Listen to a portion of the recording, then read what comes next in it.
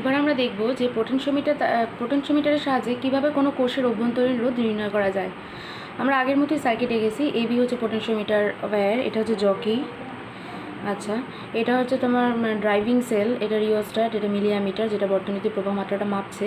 আচ্ছা, এইখানে এই যে কোষটা ব্যবহার করা হয়েছে, এই কোষটার অভ্যন্তরীণ রোধ আমরা নির্ণয় করব। এই কোষটার ইএমএফ আমরা দেখতে পাচ্ছি E1। এর প্যারালালে এর সাথে একটা রেজিস্ট্যান্স বাইরে যুক্ত করা হয়েছে, সেটা হচ্ছে ক্যাপিটাল আর, এবং এটা থ্রু কি দিয়ে এটা যুক্ত করা হয়েছে, অর্থাৎ এটাকে আমরা অন অফ করতে পারি, অর্থাৎ এটাকে সার্কিট থেকে এক্সক্লুড করতে পারি, ইনক্লুড করতে পারি এই কে চাবির রেসপেক্টেড, কে চাবি থ্রু দিয়ে। এই E1 কোষটার অভ্যন্তরীণ রোধ আমরা বার করব। এই E1 কোষটার অভ্যন্তরীণ রোধ ধরো স্মল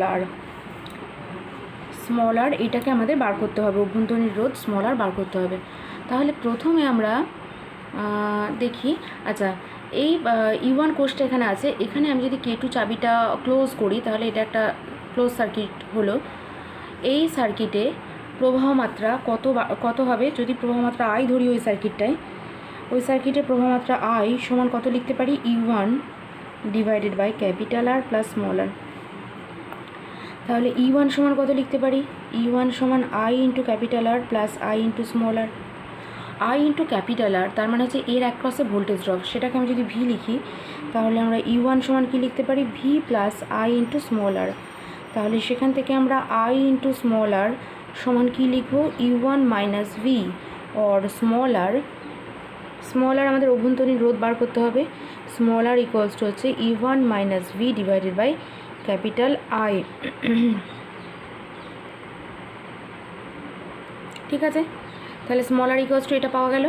আচ্ছা, এইবার আমরা একটা কাজ করব, সেটা হচ্ছে এই চাবিটা থ্রু দিয়ে একবার আরকে এক্সক্লুড করে দেবো, অর্থাৎ বর্তনী থেকে বিচ্ছিন্ন করে দেবো, একবার ইনক্লুড করব। প্রথমে আমরা এই চাবিটা ওপেন রাখলাম, অর্থাৎ আরটা বর্তনীতে ইনক্লুড হলো না, এক্সক্লুড থাকলো, বর্তনী থেকে বিচ্ছিন্ন রইল। তাহলে সার্কিটটা কেমন হলো, তখন সার্কিটটা হলো এইরকম আগের মতো। তাহলে একই লজিকে আমরা আগে যেমন দেখেছিলাম যে এই কোষটা গ্যালভানোমিটারের মধ্য দিয়ে যেভাবে যেদিকে তড়িৎ প্রবাহ পাঠাবে, E1 কোষটা তার উল্টো দিকে প্রবাহ মাত্রা পাঠাবে, তার ফলে একটা এই জকির একটা নির্দিষ্ট বিন্দুতে এসে গ্যালভানোমিটারের নিষ্পন্দ অবস্থা পাবো। ধরি এই আরটা বিচ্ছিন্ন অবস্থায় L1 দূরত্বে গ্যালভানোমিটারের নিষ্পন্দ অবস্থা পেলাম। তাহলে আমি কি লিখতে পারি, আগের যে ইকুয়েশনগুলো শিখেছিলাম সেখান থেকে E1 সমান L1 ইন্টু স্মল ই লিখতে পারি। স্মল ই মানে হচ্ছে তারের এই পোটেনশিওমিটার তারের প্রতি একক দৈর্ঘ্যে বিভব পতন, তার মানে এটা হচ্ছে কনস্ট্যান্ট, যেটা আমরা করেছিলাম AB দৈর্ঘ্যের তারের বিভব পতন ডিভাইডেড বাই 1000, সেটা হচ্ছে স্মল ই। তাহলে আমি এখান থেকে লিখতে পারি E1 প্রপোর্শনাল টু L1, এটা কনস্ট্যান্ট বলে। এইবার আমি এই K2 চাবিটা ইনক্লুড করলাম, নিয়ে এই তাহলে রোধটা সার্কিটে তাহলে ইনক্লুড হলো।